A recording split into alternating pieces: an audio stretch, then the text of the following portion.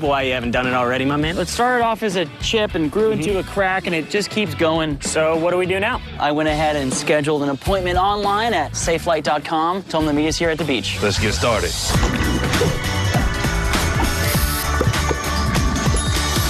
Oh, Safelite Repair. Safelite Replace. Schedule free mobile service at safelight.com. Safelight Repair, Safelight Replace. Tomorrow on ET, our Tom Brady exclusive talking post-roast regrets. A lot of those things are out of our control. Plus, we are on the set of Tiffany Haddish's new music video. Yeah, she can sing. We not saying she's good at it. Oh, Tiff is all in on the singing thing. Okay, she ready. Now look, before we go, ladies, Halle Berry is all of us. Oh, she says. Halle in hysterics, desperately trying to get her shirt off with help from her wardrobe stylist. Happening now. It's described as chaos. People sitting and sleeping on the floor in the Bexar County Jail. Coming up, the ongoing problems with the county's new computer system. Next. He took off from the scene of a motorcycle racing crash in which one other rider died. He was facing 4 charges, but he got a plea deal today. Was it fair? You decide. We've got some storms on the radar. I'll be looking at an in-depth look at those storms and where they're headed coming up in just a bit. Plus, I've got a look ahead to Father's Day weekend. It'll be a scorcher. The news at 5 starts right now. First at 5, bring on the rain. Heavy rains on Sunday and Monday, maybe primed the rain machine, we can hope. It could mean some of us could see another round of rain showers. Sarah Spivey is tracking those rain chances right now on the radar. Sarah, how's it looking out there? The storms are on our doorstep in San Antonio, Myra and Steve. Here's a look at the radar right now. I'm going to go ahead and pause it and zoom into the one area that is really experiencing the heaviest of the storms right now. It's currently moving through Comal County, right on your doorstep, Greene and New Braunfels. This is capable of producing up to about 50-mile-per-hour wind gusts. So some pretty gusty winds, not necessarily severe, but it is going to be a bit noisy, especially as people are preparing for the evening commute. So as we look at these storms again, notice that they're kind of spread out a bit. So not everybody in San Antonio is going to get rain, but if you have friends and family driving out and about in the next couple of hours, please let them know that these storms are going to be out there for the San Antonio metro area. Again, right now we're not looking at anything severe, but I'm going to be tracking these very carefully. Tonight's storm chance stands at about a 40% chance until about 10. That's when we'll see a temporary break in the activity. We've got another chance for storms tomorrow. I'll have a look at that. And of course, a neighborhood view of the radar coming up. All right, we'll see you in a bit. Thank you, Sarah. A new week seems to be filled with the same old problems for some people dealing with the Bexar County Jail. Yeah, they say delays in the booking and release of arrested people that started when the county installed a new computer system, they're continuing. Katrina Weber tells us why the problems persist. Blue skies above the Bexar County Jail contrast with what some people describe as a cloud of chaos inside. There's people sleeping on the floor, people sleeping on the restroom side. There's not enough place for people to sit. There's not enough benches, so people sitting on the floor. Like most of the newly released people we talked to, these men wanted to conceal their identities, but they didn't hold back on sharing what they saw inside. Crowds of people who they say have been stuck in limbo for days. It was a misdemeanor. And I bonded out, and they had me sitting in there extra days. Tamarion Anthony expected to be released soon after his Sunday arrest on a minor offense, but didn't walk out until this afternoon. We've been hearing similar complaints for nearly a week. They said a new system and everything kept shutting down. A new computer system was installed countywide last week, right around the time the jail delays began.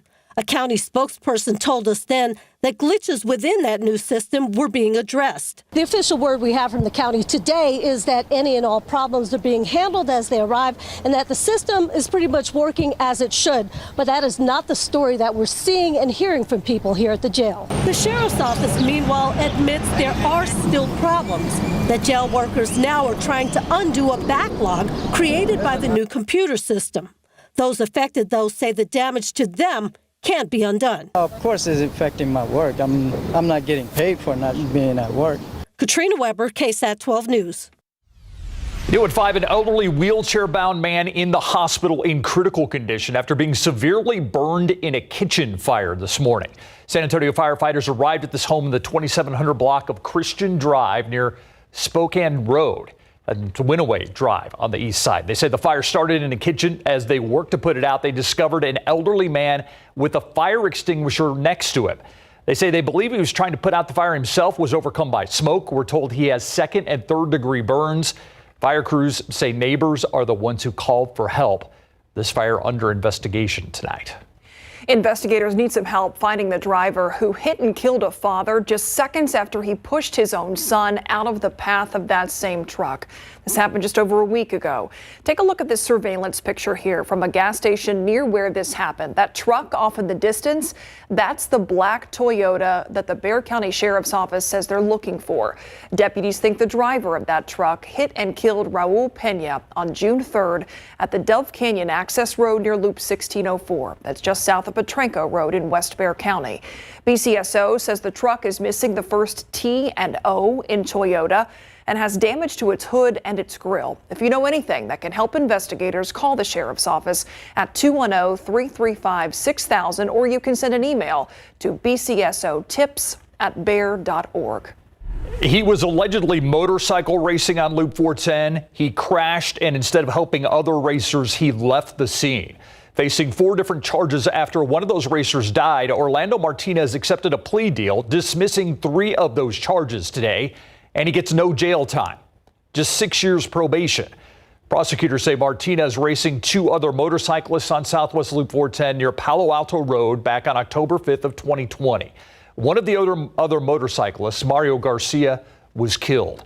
All the charges Martinez was facing were second-degree felonies. He was looking at 2 to 20 years in prison. By accepting this plea deal, he was only sentenced for failure to stop and render aid. The types of crimes involving teenagers, or even in some cases kids, seem to be getting more severe. In the first 3 months of the year, 86 kids younger than 16 years old ended up at the Juvenile Detention Center on felony aggravated assault charges. The latest report by the Juvenile Probation Department shows more kids in our community are getting arrested for assaults and family violence. That's where organizations like the UP Partnership come in. When a young person acts up in school, or if they act up after school, if they act up in their neighborhood, but they're still 10, 11, 12, 13, 14, 15, 16, 17 years old, they're telling us they need more support than what they're getting. To get that support to kids, the UP Partnership helps dozens of local agencies organize after-school and youth programs. The group's other long-term goal is to get 70% of San Antonio high school graduates into college or a certification program by the year 2030. A historic moment in Delaware today. The president's son, Hunter Biden, convicted by a jury on 3 felony gun charges. This is the first time the son of a sitting president has faced a criminal trial. Hunter Biden was accused of buying a gun while addicted to drugs. It took the jury 3 hours to come to a verdict in this case. The courtroom filled with members of the Biden family as it was announced. Cole Higgins with what comes next. President Joe Biden's son, Hunter Biden, was found guilty of 3 charges in federal court Tuesday. This is the first time in history a child of a sitting president has been convicted in federal court. No one in this country is above the law. Everyone must be accountable for their actions, even this defendant. All 3 charges related to illegally buying and possessing a gun while abusing or being addicted to drugs. Prosecutors accused Biden of lying about his drug use on a federal form in 2018 when he bought a revolver in Delaware. Biden had pleaded not guilty. Now he faces up to 25 years in prison and a fine of up to $750,000 when he is sentenced, though he is likely to receive far less than the maximum as a first-time offender. This case was not just about addiction. This case was about the illegal choices defendant made while in the throes of addiction. Members of the Biden family, including First Lady Jill Biden, were in the Wilmington, Delaware courtroom throughout the trial, showing support for Hunter. During closing arguments, the prosecution was quick to remind jurors the famous family's support shouldn't impact their decision. I'm Cole Higgins reporting. Hunter Biden released a statement shortly after the verdict saying, quote, "I am more grateful today for the love and support I experienced this last week from Melissa, my family, my friends, and my community than I am disappointed by the outcome." Recovery is possible by the grace of God, and I am blessed to experience that gift one day at a time, end quote. Hunter Biden's conviction comes after his father, President Joe Biden, addressed the topic of gun reform at a gun safety summit in D.C. The president calling for universal background checks and requiring the safe storage of guns. He didn't mention his son's guilty verdict today, remaining instead on the topic of changing gun access in America. He says entire families should be held responsible if they do not put locks on their guns. Biden recalling crime scenes he visited where parents did not lock their guns and their child was able to get to it. Who in God's name needs a magazine which can hold 200 shells? Nobody, that's right. The year before I came to the presidency, the murder rate was the highest increase on record. Last year, we saw the largest decrease of murder in history of murder. Biden touting statistics released by the FBI just yesterday. The new data showing violent crime dropping 15% from January to March compared to the same time last year. A new inpatient facility exclusively for pediatric mental health patients officially opened. There you see them about ready to cut the ribbon. The Clarity Child Guidance Center on the northeast side held a ribbon cutting ceremony for its Methodist Healthcare Ministries living unit. It's a pediatric psychiatric intensive care unit, to be specific. It offers 8 private rooms, a secure courtyard, and a lot of space for children receiving services there. Those services available for children between the ages of 3 and 17. The new ICU, part of the center's Phase 1 expansion project that was sparked by a steady increase in need for services for children since COVID. Demand for mental health services and inpatient, we run an inpatient children's psychiatric hospital, has really been phenomenal. And so, we really, as a team, got together and decided that we needed to do this to respond to the community need. In addition to the new ICU, the center now also has a newly renovated kitchen. Thanks to Materials Campaign, $7 million raised to complete Phase 1 of that expansion plan. The fundraising continues as officials turning their attention now to Phases 2 and 3.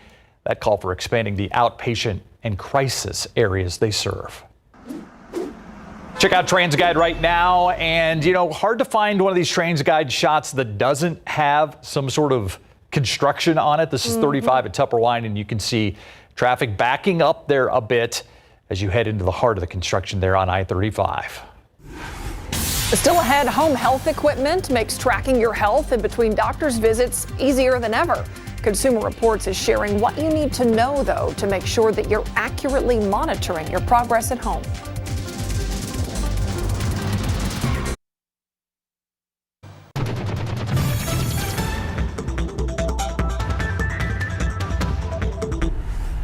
Coming up today on the news at 6, rape kits are supposed to be processed within 30 days, but an audit showed that SAPD had some of those kits in their property room longer than that. So they've made some changes now. We'll tell you what those are and how the city council is reacting. Plus, we told you about the trend in crimes involving teens and kids. It's not the overall number of cases that have increased, it's the types of crimes. It's getting more serious, things like aggravated assault. What the numbers are showing and how a juvenile court judge says that we all can play a role in helping. That's today on the news at 6.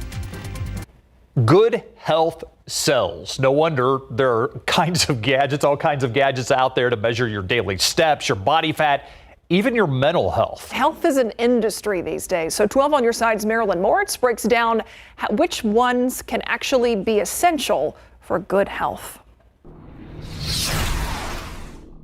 It only takes a minute, but this little machine helps Gus Ramirez stay on top of his pre-hypertension. I'll take my blood pressure, and depending on the reading, I'll call my doctor. Having a few home medical devices can help you track some basic health metrics that you can then discuss with your doctor. These tools can't replace a trusted clinician, but they can give you more data about your health in between doctor's visits. Nearly half of adults in the U.S. have high blood pressure, and fewer than a fourth of them have it under control. A blood pressure monitor is a must for anybody with high blood pressure. You can easily track your data anytime from home. This one gets top ratings from Consumer Reports. It's the Omron Platinum. It even tracks blood pressure for 2 people. The Omron Silver also gets high ratings, but it only records data for a single user. Next, every home should have a good thermometer. You need to know if a fever is very high or lasts more than a few days. If you want to know more about how much you actually exercise, a fitness tracker's handy. It monitors steps and activity level and many track changes in your heart rate.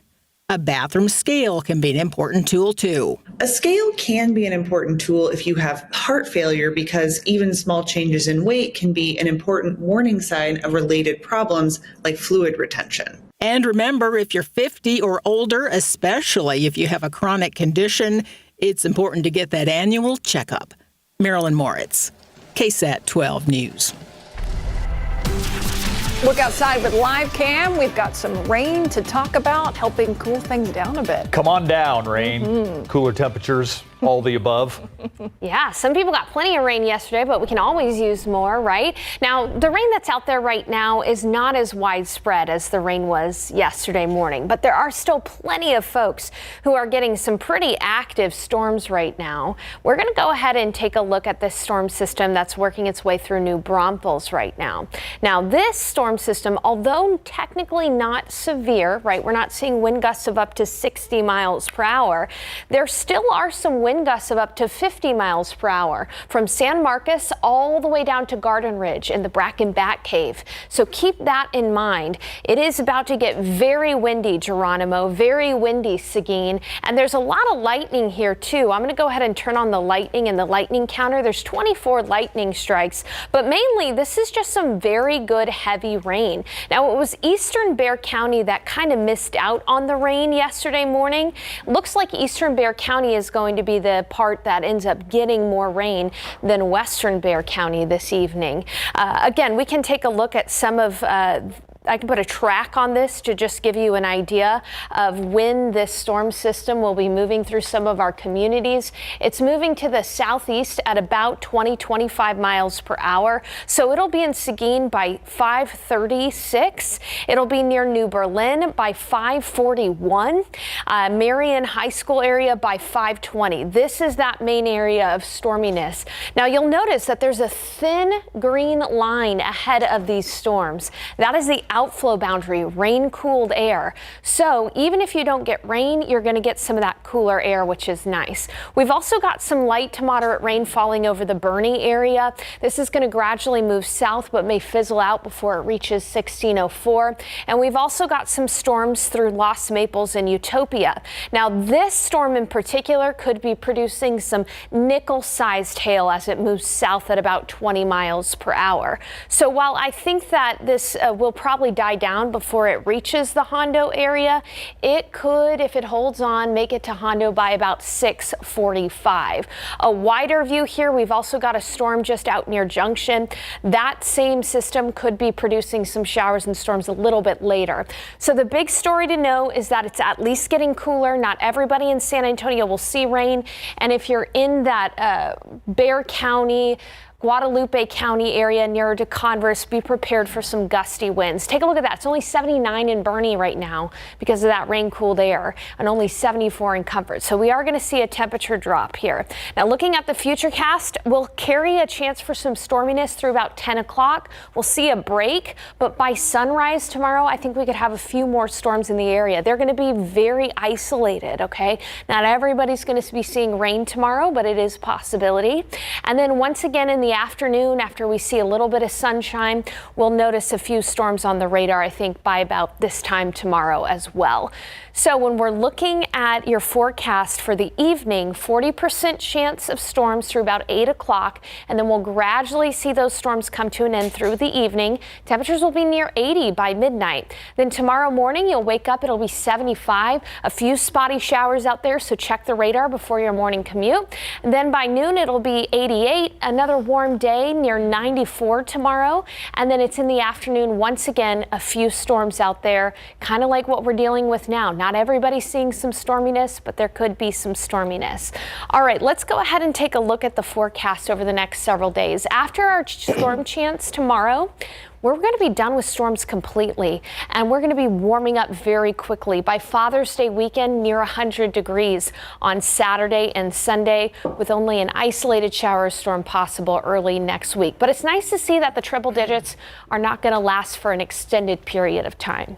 Yeah, we'll take that. Thank you, Sarah. All right, who will and who won't play? That could be the big story of Game 3 coming up in the finals, Mary. Yep, injuries have been piling up. That's just how it goes this time of year. We already know Luka Doncic has been dealing with a lot, but Kristaps Porzingis, his latest injury revealed today is serious, according to Boston head coach Joe Mazzulla. And after giving it his best effort, Jon Rahm is forced to back out of the U.S. Open with a toe infection. Stay with us. There's no doubt it's been a physical series between the Dallas Mavericks and Boston Celtics, mostly initiated by the Celtics as they lead the NBA Finals 2-0. Although things could change in tomorrow's Game 3 after the news of Boston's star center Kristaps Porzingis suffering a torn tendon in his left leg near the ankle, leaving his status day to day. It's a serious injury, but Porzingis, who missed 10 games with an unrelated calf injury this postseason, remains optimistic. See how I am tomorrow, and obviously I'm going to do everything I can to be out there tomorrow, and we'll see. Are you optimistic? I am, of course. I have to be. I'm optimistic, and as I said, I will do everything I can to be out there tomorrow. Now, Luka Doncic is also a mainstay on the injury report as of late, dealing with a right knee sprain, left ankle contusion, and now a chest bruise, which a league source revealed today he received a pain-killing injection for Game 2. But the injuries haven't held Doncic back. He is averaging 31 points this series. Therefore, if the Mavs want to avoid an 0-3 hole, other guys need to step up. Just trying to keep getting open looks. I think our defense has not been bad, but just we can't really score. That's our main problem right now. But I think we're getting some great looks. And like I said, we have confidence that everybody can make a shot that's shooting the ball in our team. So we just got to keep believing it. All right, we'll see if that confidence can translate to a win in front of Dallas's home crowd. Tomorrow is a 7:30 tip-off, and you can watch it right here on KSAT 12. I don't know how or what happened, but he got infected, and the pain was high. Two-time major champion Jon Rahm has withdrawn from this week's U.S. Open Championship due to a toe infection in his left foot. The 2022 U.S. Open winner made the announcement on X after already being in Pinehurst. Unfortunate news. This year's third major will begin at Pinehurst #2 on Thursday. Just a weird start to championship season. You have to think he tried it, though. He's like, let's try it out, see what it feels like. And it was just like, no way. Tough. Yeah. Thanks, Mary. We'll be right back. All right, I'm monitoring these storms that are moving through near New Braunfels, Schertz, New Berlin, and Seguin. These storms are capable of producing some gusty winds of up to about 50 miles per hour. And you can see that there's also a outflow boundary. So even though it's not raining in San Antonio right now, it is producing some cooler air. So coming up at 6, I'm going to be tracking these storms by neighborhood, and we'll talk about our storm chance tomorrow too. See you then.